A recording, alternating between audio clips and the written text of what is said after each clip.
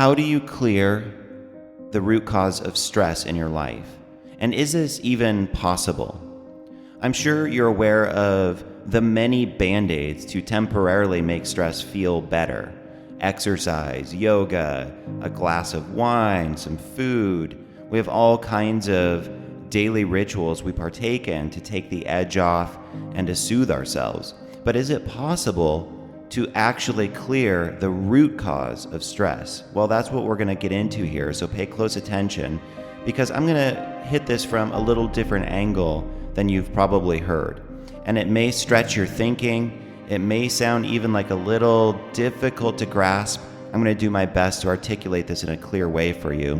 But I guarantee you, if you keep working with these kinds of teachings, this is really what changes the patterns of stress at a core level, where you can have permanent, lifelong shifts, so you can experience true peace of mind, unshakable tranquility in your life, and you can really let go of those patterns that are generating stress and friction and struggle. So the way that you clear the root cause of stress is to get into a truthful relationship with what is causing the stress. So what does that mean?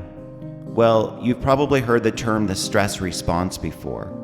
And what this is getting at is that you have your own unique reaction to stressful events in your life. You have your own unique way of reacting to the circumstances that don't feel good to you, that don't feel like what you'd really prefer.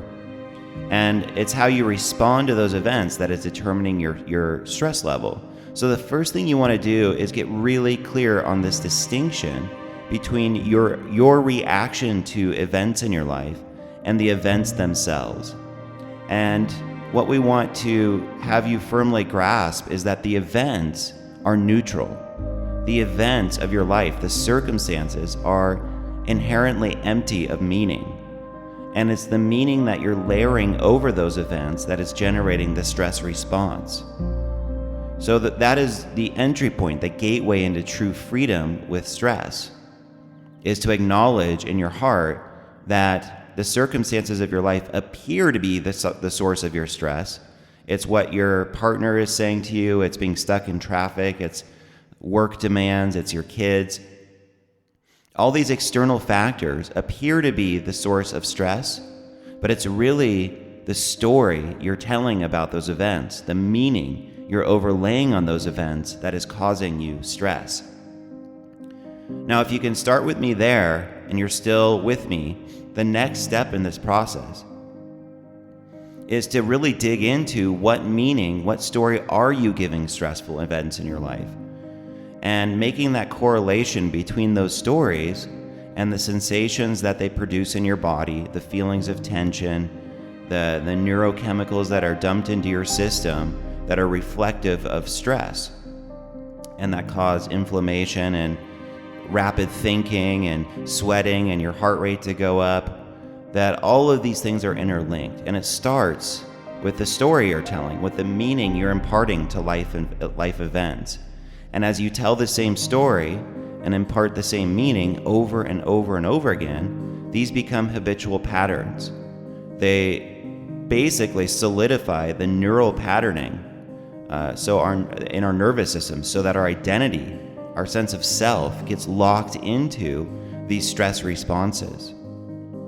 So once you can own in your heart that the events of your life are actually neutral, and it's the meaning you're overlaying on those events that is causing your stress, now we want you to own that meaning is oftentimes subjective.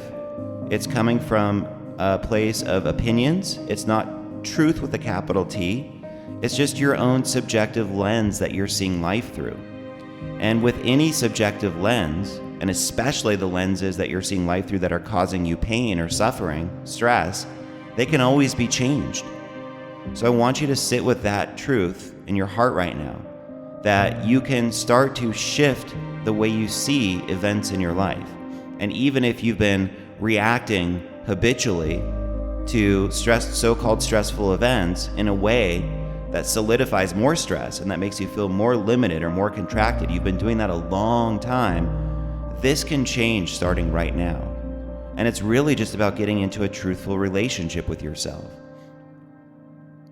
So play detective. Make those connections for yourself in terms of, here's the story I'm telling, here are the beliefs that I'm holding on to, and here are the feelings, the sensations that I'm noticing in my body as a result. So if your partner is nagging you, if you're stuck in traffic, if you're feeling overwhelmed by certain life events, what beliefs are you holding on to in relation to that? Does it feel like life isn't safe? Does it feel like you can't find your true power or purpose? Does it feel like you have no value or you're invisible? We all kind of carry this core archetype, this tribal sense of ourselves that we think is real. And it's based on these kind of deeply held, long-held beliefs. And what you want to do is get really clear on what those beliefs are and how they're linked to the way that you respond to stress. And so you can take out a Word doc and just start free association writing. Here's what I was taught to be true about myself. Here are the limiting beliefs that I've been lugging around for years about myself and my life. And I can now see how those beliefs are generating a constant, reactive, habitual response to stress, to events that feel stressful to me. All of that is interlinked. So start to make those correlations. And then what you want to do is whatever you're noticing about your belief system that is causing stress, you want to shower it with love and acceptance. You want to flood it with compassion. So the number one thing that keeps those stress responses intact is resistance. We tend to judge ourselves, and we tend to label these responses, these beliefs, as flawed or problematic. And that, of course, solidifies these responses and locks them in further. And so once you can see how limiting beliefs and habits have led you to where you are in terms of your stress response, can you now allow in a sense of deep forgiveness, love, and acceptance for those patterns being there, instead of resisting them, instead of judging yourself? So usually when you notice you're in the stress response, you'll find that there's a voice that says, oh, damn it, here we go again. And it kicks off all this resistant activity in the mind, which exacerbates the stress response. So you have to cut through that first and allow the stress to be there. Allow yourself to fully feel what it's like in your body. Allow yourself to experience and witness the litany of thoughts that race through your mind from a place of space, love, and surrender. Allow those things to just float inside of you without resistance for the first time ever.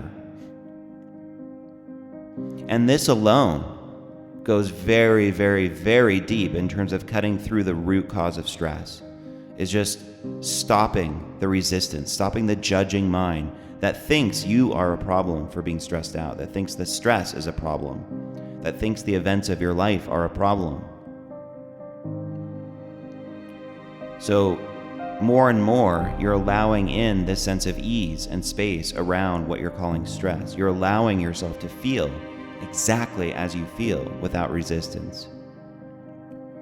Now, once you feel that sense of ease and space washing over you, you can then practice reframing that stress into its opposite. But this has to come from a place of surrender, of letting go. You can't willpower your way here. It comes directly out of the ease and space that is being invoked from this way of seeing yourself. And so the question then is like, okay, who do I really want to be? And if my identity is fluid, if nothing is really set in stone, even though it appears to be, who do I want to be? What's my vision for myself? And more specifically, if I were a human being who was free from these stressful patterns, how would that feel? Who would I be if that was me? And you start to get acquainted with this in your nervous system.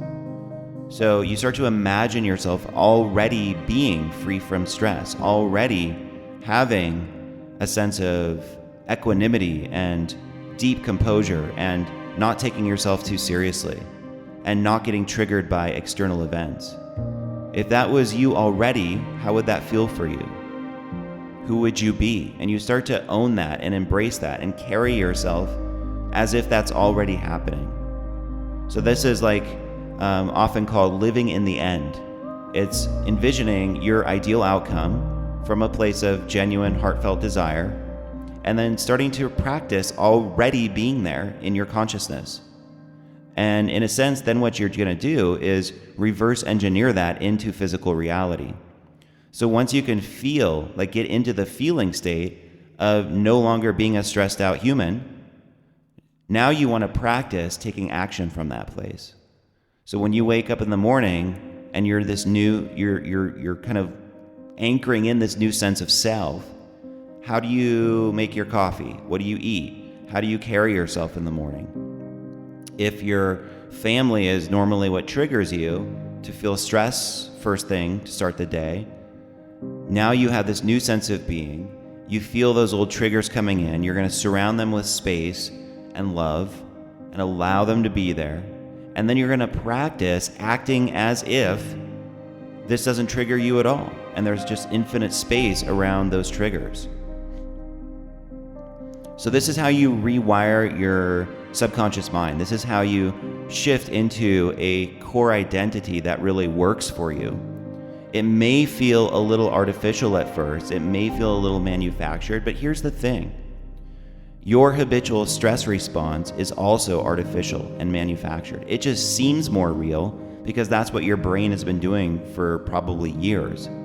So as these patterns have gotten solidified over a long period of time, they inevitably feel real. They feel like, oh, that's just me in there. That's what I do. And when you try to change that, it feels fake or like contrived because it's new. So if you're acting as if you're a being who's free from stress, just know that the mind very likely will kick out a story that says, well, this isn't you, this is fake. And that's just another version of the brain trying to keep you safe. Does that make sense?